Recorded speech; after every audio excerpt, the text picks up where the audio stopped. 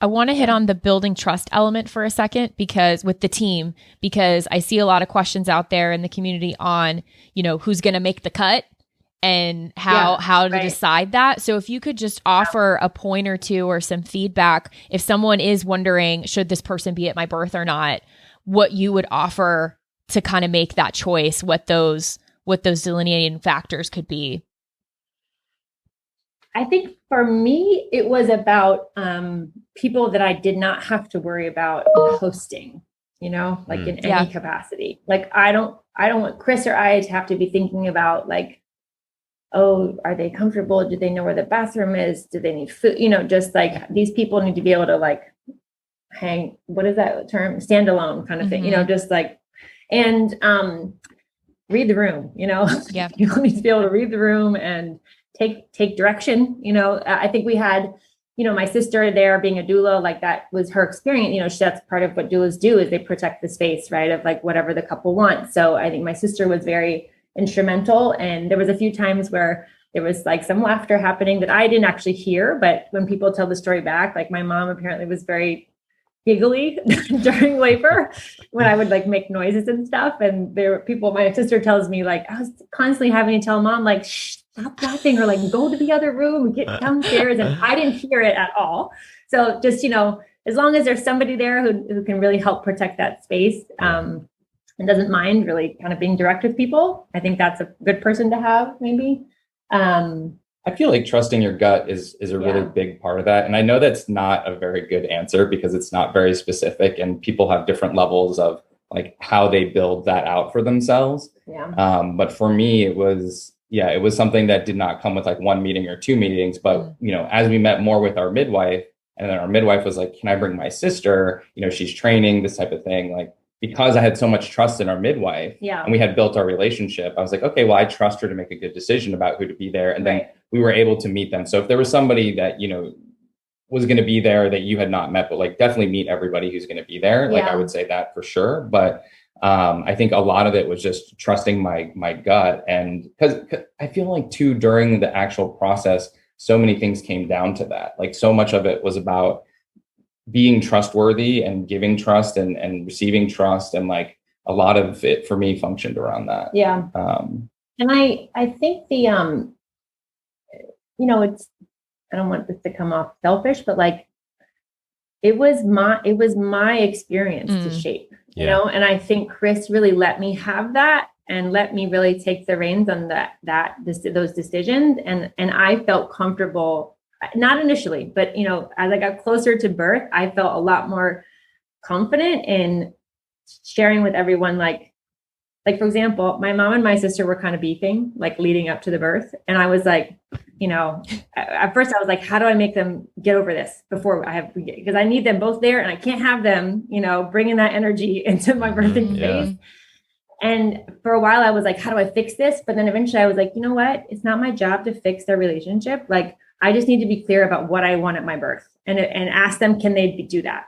Can you both be there and support me? And they said yes. And they were able to do that. So it was really more about me being able to express what I wanted, and being able to share that with people. And then when, people were luckily, really receptive to that and were able to, provide that. But I think if someone had been like, I don't know, I would have said, then you can't be there, So I don't know. I think being pregnant was such an incredible experience, and just like developing my own voice and listening to my body and just like developing more confidence, in who I am and what I want. So yeah, I think that's part of choosing your team, is just trusting your gut. Like, what am I feeling about this person? Can I express what I want to them? Will they hear me, Yeah, and being clear about expectations. Yeah. Like super clear about expectation setting. And even if it's not super specific, because that expectation will evolve over time. And so, if you can at least be a little bit general, then you're building like that first layer of trust that you can build on as you go through the process and understand more, like you being whoever out there is going through it. Yeah.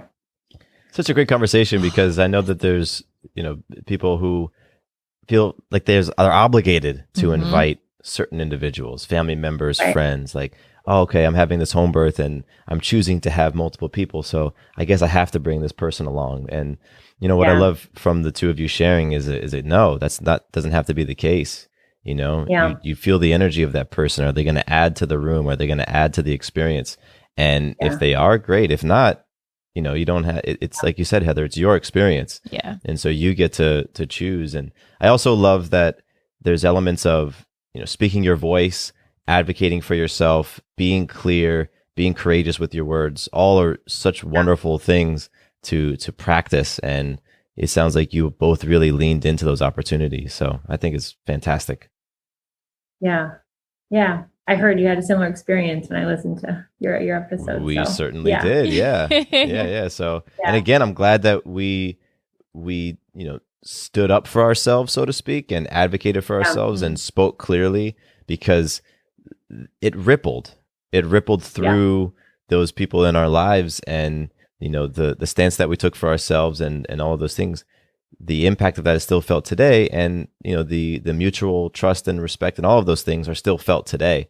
And that was 5 years ago. Mm-hmm. And so it's, it goes beyond just the birth experience. Yeah. That's a great point. Yeah. I think it is a good lesson for life, and whether it's your birth or it's elements of your family experience. Do not give someone VIP access who is acting like a nosebleed section person. That's what comes up for me. Like, do not give someone the backstage pass when how they're showing up. They need to be a little further back. So that's what comes up for me. The whole parenting journey has been like that too. Sure. It's like yes.